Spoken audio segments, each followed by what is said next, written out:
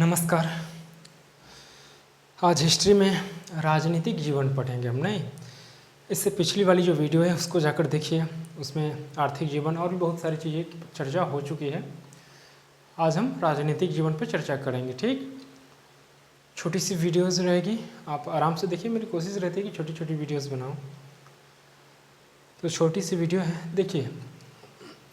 ऋग्वेदिक काल में हम पिछली वीडियो में भी हम इस पर चर्चा हुई है, डिटेल्स में नहीं जाना चाहूँगा, पर थोड़ी बहुत तो चर्चा करनी पड़ती है ताकि अटैच्ड हो जाए, जुड़ जाए बातें, फिर अच्छा लगे। कि जो ऋग्वेदिक जो समाज थे वो काबिलाए थे, नहीं, उनका कोई अपना खेत नहीं था, नहीं, अस्थिर थे, मतलब स्थिर नहीं थे, अस्थिर। अस्थिर मतलब एक जगह से दूसरी जगह जाना। गाय यहाँ पर चढ़ती थी और यहाँ पर घास वगैरह ख़त्म हो गई तो वो दूसरी जगह चले जाते थे, नहीं, गाय चराते थे। वो सारी चर्चा हो चुकी है। तो आप इससे अनुमान लगा सकते हो कि एक ऐसा समाज जो स्थिर ना हो, एक ऐसा समाज जो अस्थिर हो, मतलब स्थिर नहीं रहता हो, अस्थिर हो, वो राजनीति कैसे करेगा। नहीं, खेती की उतना महत्व, खेती उतना महत्व नहीं था, क्योंकि लोग खेती करते नहीं थे, है नहीं। लड़ाई होती नहीं थी ज़मीनों के लिए, क्योंकि खेती करेगी तब ना ज़मीन का महत्व बढ़ जाता है, या कुछ और करे तब। कुछ तो था नहीं, सिर्फ वैसे ही जो फड़ा वो खाया, नहीं तो एक जगह से दूसरे जगह चले जाते थे। जब ये चीज़ें ख़त्म हो जाती थी, कोई भी चीज़ जहाँ पर रह रहा हो वहाँ पे खाने पीने की सुविधा जो भी था वो अगर ख़त्म हो जाए तो वो दूसरी जगह चली जाती थी। नहीं, वो क्या करते थे, अखेट करते थे, शिकार करते थे, जो भी चीज़ वैसे ही उगा हुआ रहता था उसको खाते थे। तो ऐसा समाज जिसमें अगर राजनीतिक जीवन की बात आए तो आप इससे अनुमान लगा सकते हो कि धीरे धीरे जो आर्य लोग थे उनकी बौद्धिक क्षमता बढ़ रही थी। और अगर राजनीति की बात किया जाए तो देखोगे आप, शुद्ध रूप से जो शासन करना शुरू हुआ वो उत्तर वैदिक काल से शुरू होती है। जब हम पढ़ेंगे उत्तर वैदिक काल तो उसमें उस पर चर्चा हुई है। नहीं, जो शुरुआत जो होती है वो उत्तर वैदिक काल से अच्छी तरह से राजा बनता है, नहीं, उसकी प्रशासनिक व्यवस्था अच्छी होती है। इसमें नहीं, एनीवे छोटी वीडियो करनी है तो शुरू करते हैं। ऋग्वेदिक राजनीतिक जीवन, आप अनुमान लगा सकते हो कि इसकी राजनीतिक व्यवस्था कैसी थी रही होगी, क्योंकि कुछ था नहीं। पर जैसे जैसे उनकी बौद्धिक क्षमता बढ़ रही तो उत्तर वैदिक काल की ओर बढ़ रहे थे, नहीं, वैसे वैसे देखिए, परिवार अथवा कुल सबसे छोटी इकाई, जो परिवार अथवा कुल जो था ना उसका, वो सबसे छोटी इकाई थी। ग्राम विश्व में था, और सॉरी एक मिनट, सबसे छोटी इकाई जो थी, सबसे छोटी इकाई परिवार अथवा कुल को सबसे छोटी इकाई माना जाता था। उसके बाद ग्राम होती थी, उसके बाद विश्व, जिसे जन, विश्व होता था, फिर जन, जन सबसे बड़ी इकाई होती थी। जन मतलब लोग सब, नहीं। कुलप, कुल का प्रमुख होता था, जो कुलप था ना वो कुल का प्रमुख होता था। ग्रामीण, ग्राम का प्रमुख होता था, नहीं। विश्वपति विश्व का प्रमुख था, ठीक है। राजा, देखिए राजा को ना राजन भी कहा गया है वैदिक ऋग्वेदिक राजनीतिक जैन ऋग्वेदिक काल में, इसको मानिए। जब से ये प्रशासन व्यवस्था शुरू हुई राजा की, तो राजा को राजन भी कहा गया वहीं से, नहीं हम कहते हैं कि राजन, ठीक है। जन, राजा यानी कि जन, सॉरी, राजा को राजन भी कहा जाता था। जन शब्द जो है ना 275 बार जन शब्द का उल्लेख आया है ऋग्वेदिक काल में, ठीक है। कबीले का प्रमुख था, जो जन था ना वो, सॉरी, राजा, राजा जन, जन मतलब कबीला, तो जो राजा था वो कबीले का प्रमुख होता था, जो कबीला था उसका प्रमुख होता था, ठीक। क्वेश्चन, कबीले का प्रमुख कौन था, नहीं, ऋषि, नहीं, या कबीले खुद, या राजन, तो राजन पर टिक लगाइएगा, ठीक। जन सबसे बड़ी इकाई थी, जन मतलब लोग, नहीं, कहते हैं ना जन, जो जन थी वो सबसे बड़ी इकाई थी, और इसका मुखिया राजा कहलाता था। यहाँ पर भी मैं वही बात लिखा हूँ, राजा यानी कि जन, कबीले का प्रमुख होता था, नहीं, यानी कि राजा, जो जन मतलब कबीले, जन को ही कबीला कहा गया है, कबीले को ही जन कह सकते हैं। तो उसका जो मुखिया था वो उसको क्या कहते थे, राजन, यानी कि राजा होता था। ठीक है। राजनीतिक जीवन कबीलाई आदर्शों पर आधारित थी। कबीलाई आदर्शों मतलब, कबीलाई आदर्शों का आप ऐसे ले सकते हैं उसको, कबीलाई आदर्श आ जाएगा आपका।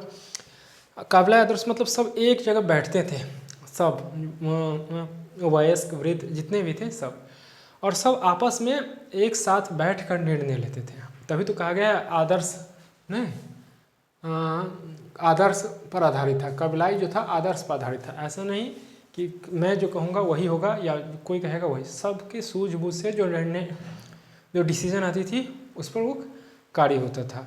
मतलब सबको हिल मिलकर कुछ निर्णय लेते थे, उस पर कार्य होती थी, तो ये होती थी।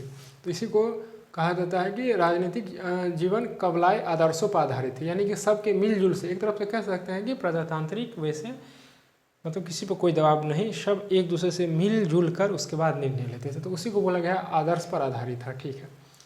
आर्य विभिन्न जनों कबीलों में विभक्त थे। स्वाभाविक सी बात है, पहले भी पढ़े हैं कि विभिन्न कबीलों में विभक्त, तभी तो युद्ध होती थी ना। देखिए ये जो है ना ऋग्वेदिक, जब से पढ़े तब से ये युद्धरत है, ये जो काल है युद्ध, लेकिन किसके लिए, गायों के लिए, छोटी छोटी चीज़ों के लिए नहीं, खास करके गायों के लिए। लेकिन जैसे जैसे आर्य आए, नहीं 1500 से 1700 के बीच आर्य समाज जब से उत्पत्ति सिंधु सभ्यता के बाद, नहीं सप्त सिंधु प्रदेश के बाद जो भी आए, नहीं सिंधु प्रदेश के बाद, उसके बाद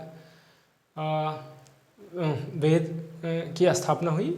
देखिए हमारे यहाँ जो हमारा भारत का है ना, कोई अपना इतिहास नहीं है, समझ रहे हैं आप।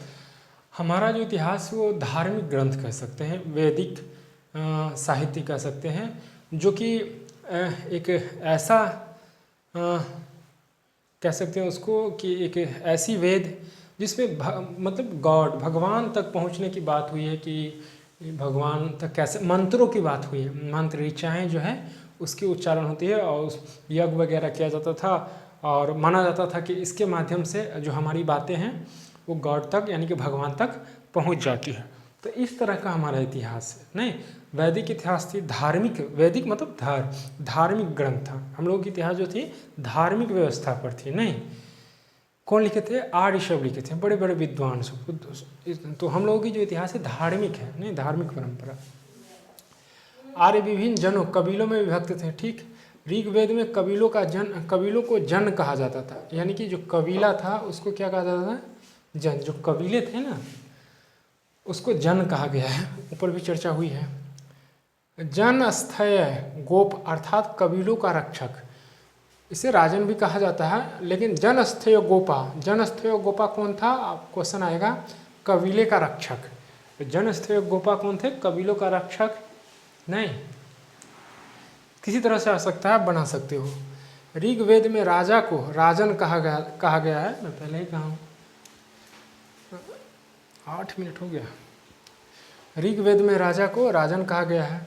राजन पर 2 संस्था द्वारा नियंत्रण किया जाता था। नियंत्रण नहीं कह सकते उसको, लेकिन नियंत्रण में कोई बात कहता था उसको। एक सभा थी, एक समिति थी। नहीं, तो राजा पर 2 संस्था द्वारा नियंत्रण किया जाता था, यानी कि उस समय भी संस्था थी, इस तरह से तो नहीं लेकिन थी। नहीं, सभा और समिति।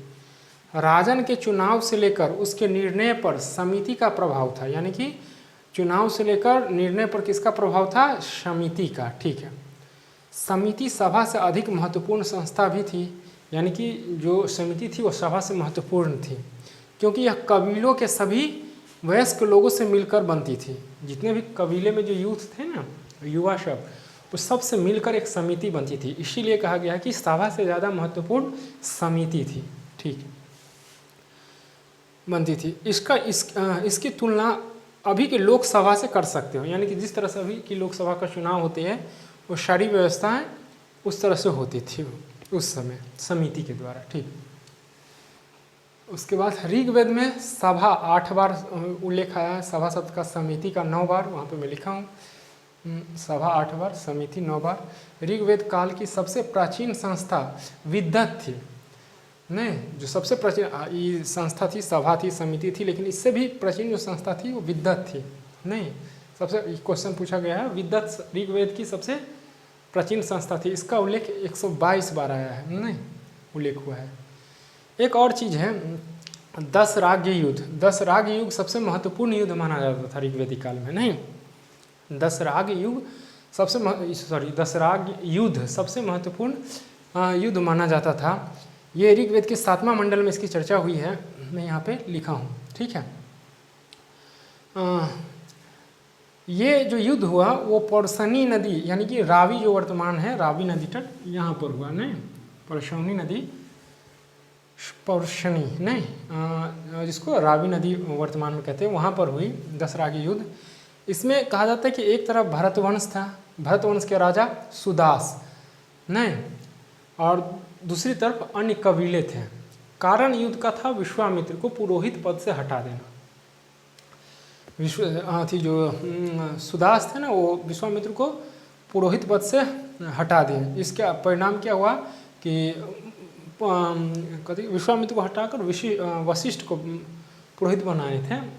तो विश्वामित्र को हटाकर वशिष्ठ को बनाए, तो जो विश्वामित्र थे वो क्या किए कि 10 राजाओं को इकट्ठा करके क्या किया, युद्ध कर दिया, इकट्ठा किए। और फिर इसके खिलाफ, भरतवंश के खिलाफ यानी कि राजा सुदास के खिलाफ युद्ध हुआ, दोनों में लड़ाई हुई, लेकिन जीत किसकी हुई, भरतवंश की ही हुई। तो यही थी छोटी सी, आराम से इसको देखिए, नोट्स कर लीजिए। अगर नहीं दिखाई देती हो तो मैं जो बोल रहा हूँ उसको सुनकर बार बार आप नोट्स बनाइए। दिक्कत होती है कमेंट कीजिए। तो ठीक है, मिलते हैं अगली वीडियो में। हाँ, वीडियो को लाइक शेयर सब्सक्राइब जरूर कर दीजिएगा ताकि अगली वीडियोज़ की नोटिफिकेशन आप तक पहुँच सके। नमस्कार।